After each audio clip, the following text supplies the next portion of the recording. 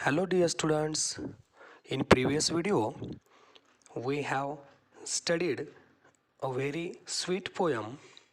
The name of poem was A Book Speaks. In today's video we are going to learn a very interesting lesson about the famous scientist. The name of scientist is George Washington Carver.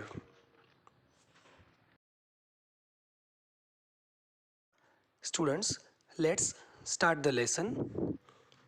A man in Alabama had gone out for a walk. Suddenly, his foot slipped over the mud on the road. His clothes were splashed with mud. He took out his handkerchief and began to clean his clothes. He wiped off all the mud, but he saw that there were stains on his clothes, and what's more, the stains were blue. A man in Alabama had gone out for a walk. म्हणजे त्या दिवशी Alabama नावाच्या राज्यामध्ये एक व्यक्ती सहज चक्कर मारण्यासाठी बाहेर गेलेला होता. सडनली आणि अचानक his foot slipped over the mud on the road. There were the mud spread on the road and suddenly a foot of that man slipped over the mud and his clothes were splash with mud. आणि त्याचे कपडे त्या चिखलाने भरलेले किंवा माखलेले झालेले होते. त्या सर्व चिखलाचे किंवा त्या गाळाचे शिंतोडे त्याच्या कपड्यांवरती उडालेले होते. ही टूक आउट हिज हँकरचीफ. त्यानं त्याचा रुमाल बाहेर काढला and began to clean his clothes. आणि तो स्वतःचे कपडे पुसायला लागला. Because his all clothes splashed with mud. He wiped off all the mud. त्यानं सर्व गाळ त्या रुमालाने पुसून काढला किंवा सर्व चिखल त्या रुमालाने त्याने पूर्णपणे क्लीन केला. But he saw that there were stains on his clothes. मात्र त्याच्या एक गोष्ट लक्षात आली की त्याच्या सर्व कपड्यांवरती तो चिखल काही प्रमाणामध्ये त्या चिखलाचे डाग, स्टेन्स म्हणजे डाग तसेच होते. अँड व्हॉट्स मोर, आणि आणखी काय होतं, द स्टेन्स वेअर ब्ल्यू. त्याने त्या रुमालाने ज्या चिखलाने पुसलेले जे काही डाग होते चिखलाचे, तर ते त्याने पुसले तरीसुद्धा त्याचे ते काही डाग मात्र तसेच होते. आणि हे डाग, काय आश्चर्य म्हणजे हे डाग ब्ल्यू रंगाचे म्हणजे निळ्या रंगाचे झालेले होते. The handkerchief too had turn blue. आणि त्याचा तो रुमालसुद्धा काही प्रमाणामध्ये निळ्या रंगाचा झालेला होता. He washed the handkerchief but the blue stains were still there. त्यानं त्याचा तो हातरुमाल धुवून काढला, but the blue stains were still there. मात्र ती निळ्या रंगाचे डाग त्या रुमालावरती तसेच होते. They could not be washed of. मात्र तो रुमाल धुतल्यानंतरसुद्धा ते डाग त्या रुमालावरून गेलेले नव्हते. तो रुमाल निळ्या रंगाच्या डागांनी भरलेलाच होता. Students, now turn to the next paragraph. This man was no ordinary man. म्हणजे ती जी काही व्यक्ती होती ती काही सामान्य व्यक्ती नव्हती. He was George Washington Carver, the famous scientist. ती व्यक्ती म्हणजे ते अतिशय महान असे आणि प्रसिद्ध असे शास्त्रज्ञ होते. त्यांचं नाव जॉर्ज वॉशिंग्टन कार्वर असं होतं. A true scientist wants to study everything, even mud stains. जो काही खराखुरा शास्त्रज्ञ असतो, या खऱ्याखुऱ्या शास्त्रज्ञाला काहीही अभ्यासाची सवय असते, म्हणजे त्याला प्रत्येक गोष्ट ही सिद्ध करून पाहायची सवय असते. इवन दो मड स्टेन्स, जरी ते चिखलाचे डाग असले, कारण त्यांच्या रुमालावरती ब्ल्यू रंगाचे, निळ्या रंगाचे चिखलाचे डाग पडलेले होते. या चिखलाच्या डागांचा सुद्धा अभ्यास त्यांना करायचा होता. Carver rushed to his lab and tested the mud stains and the soil. म्हणजे त्या शास्त्रज्ञाने, म्हणजे जॉर्ज वॉशिंग्टन कार्वर यांनी ते सगळं, म्हणजे त्यांचा तो हातरुमाल, नंतर त्यांनी जे त्यांच्या कपड्यावर पडलेले जे डाग होते ते सगळं त्यांनी त्यांच्या लॅबमध्ये जाऊन टेस्ट केलं. म्हणजे त्याच्यावरती त्यांनी निरीक्षण करायला सुरुवात केली, अभ्यास करायला सुरुवात केली. And tested the mud stains, आणि त्यांनी ते चिखलाचे डाग त्यांच्या प्रयोगशाळेमध्ये अभ्यासले. अँड द सॉईल, म्हणजे ती जी काही माती होती ती लागलेली चिखलाची, तर ती मातीसुद्धा त्यांनी त्यांच्या प्रयोगशाळेमध्ये नेऊन अभ्यासली. आफ्टर मेनी टेस्ट्स, म्हणजे बरेचसे प्रयोग केल्यानंतर, he learned how to make good quality blue paint from the soil. म्हणजे बऱ्याचशा टेस्ट केल्यानंतर, म्हणजे बरेचसे प्रयोग केल्यानंतर त्यांना असं लक्षात आलं की आपण मातीपासून अतिशय चांगल्या गुणवत्तेचा निळा रंग सहज बनवू शकतो, हे त्यांच्या लक्षात आलं. A church in that town needed paint. आणि त्याच काळामध्ये अमेरिकेमधल्या त्या ॲल्बामा शहरामध्ये असणारे जे काही चर्च होते, चर्च म्हणजे ख्रिश्चन धर्मियांचं प्रार्थनास्थळ असतं, या चर्चला रंग देण्याची अतिशय गरज होती. Carver's students painted the church with this lovely blue paint. आणि कार्व्हरचे जे काही शिष्य होते, स्टुडंट्स होते, त्यांनी याच मातीपासून किंवा त्या चिखलापासून बनवलेल्या निळ्या रंगाचा वापर त्या चर्चना रंग देण्यासाठी केला. No one could believe that the paint was made from the soil under their feet. म्हणजे यावर कोणाचाच विश्वास बसला नाही की ही जी काही रंग होते, हे रंग एका मातीपासून किंवा त्या चिखलाच्या मातीपासून त्यांनी त्यांच्या पायाखाली आलेल्या त्या मातीपासून बनवलेले होते, यावर कोणाचाही विश्वास बसत नव्हता. George Washington Carver was born in 1861. असा हा महान शास्त्रज्ञ, ज्याचा जन्म 1861 झाला. His parents were slaves. त्याचे पालक म्हणजे त्याचे आईवडील हे स्लेव्ज होते. SLAVES, स्लेव्ज म्हणजे गुलाम होते. आपल्याला मागे एक शब्द गेला आहे, Alabama. Alabama is a state situated in America. अमेरिकेमधील ते एक राज्य आहे. His family worked on a farm in America. त्याचे जे काही आईवडील होते की जे गुलाम होते, ते त्या काळामध्ये अमेरिकेमध्ये असणाऱ्या शेतांमध्ये गुलाम म्हणून काम करायचे. He lost both his parents when he was steel a baby. ते लहान असतानाच त्यांचे आईवडील त्यांना सोडून गेले. त्यांचे आईवडील त्यांना गमवावे लागले. Carver loved plants even as a child. म्हणजे जरी कार्वर हे लहान होते तरीसुद्धा त्यांचं झाडांवर अतिशय प्रेम होतं. He was very fond of plants. He cared for them. ते झाडांची अतिशय चांगली काळजी घ्यायचे. He understood what the plants wanted, what was wrong with them. He better understood what plants needed and what was going on them and what was the wrong with them.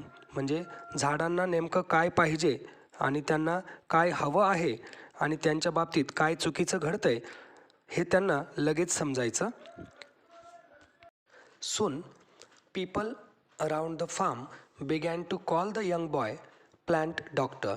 आणि लवकरच त्या शेतामध्ये काम करत असणारे इतर जे काही लोक होते ते या लहान मुलाला म्हणजे त्या तरुण मुलाला प्लांट डॉक्टर म्हणजे झाडांचा डॉक्टर किंवा झाडांचा वैद्य असे ते म्हणायला लागले, कारण त्यांना झाडांविषयी सर्व काही समजायचं. Young Carver wanted to go to school and then college. तरुण कार्वरला नेहमी असं वाटायचं की शाळेत जावं आणि त्यानंतर कॉलेजमध्येही जावं. But he was a black boy. मात्र तो एक कृष्णवर्णीय मुलगा होता. कृष्णवर्णीय म्हणजे एक काळ्या रंगाचा मुलगा होता. Many schools and colleges in those days did not take black students. त्या काळामध्ये अस्तित्वात असलेले बरेचसे कॉलेजेस आणि बऱ्याचशा शाळांमध्ये त्यावेळेला कृष्णवर्णीय म्हणजे काळ्या लोकांना प्रवेश नसायचाच. Carver did not loss heart. मात्र जॉर्ज वॉशिंग्टन कार्वर नाराज झाले नाहीत. He went from place to place. ते या ठिकाणाहून त्या ठिकाणावर फिरतच राहिले. He found a college where he could study. आणि असं फिरता फिरता त्यांना ज्या ठिकाणी अभ्यास करता येईल असं एक कॉलेज त्यांना सापडलं. He studied hard and became a scientist. त्यांनी खूपच कष्टाने अभ्यास केला, अतिशय चांगले परिश्रम केले अँड बिकेम अ सायंटिस्ट. आणि ते अतिशय एक चांगले आणि अतिशय प्रसिद्ध असे शास्त्रज्ञ बनले. त्यांनी स्वतः यासाठी खूपच मेहनत घेतली, कारण त्यांना शिक्षणासाठी बऱ्याच ठिकाणी फिरायची वेळ आली होती. After a few months Carver went to teach at the Tuskegee Institute in Alabama. म्हणजे काही महिन्यानंतरच Carver went to teach at the Tuskegee Institute in Alabama. Alabama या राज्यामध्ये असणाऱ्या टस्केगी नावाचे एक इन्स्टिट्यूट म्हणजे एक संस्था, या संस्थेमध्ये त्यांनी शिकवायला सुरुवात केली. This institute was for black students. आणि त्या काळी ही संस्था कृष्णवर्णीय मुलांसाठी काम करत होती. म्हणजे काळ्या लोकांसाठीच शिक्षण देण्याचं काम ती संस्था करत होती. Carver work there all his life. त्यांचं पूर्ण जीवन त्यांनी याच टस्केगी नावाच्या इन्स्टिट्यूटमध्ये शिकवण्याचं काम केलं. ऑन द फर्स्ट डे म्हणजे पहिल्याच दिवशी कार्वर टोल्ड हिज स्टुडंट्स. त्यांनी त्यांच्या शिष्यांना म्हणजे त्यांच्या विद्यार्थ्यांना सांगितलं, let us start a new project today. आज आपण लगेचच एका नवीन प्रकल्पाला सुरुवात करूया. We will all go out and collect cans, bottles, boxes, pots and pans which people have thrown away. Remember students, that was the first day and Carver told his student that let's start our new project and we will all go out.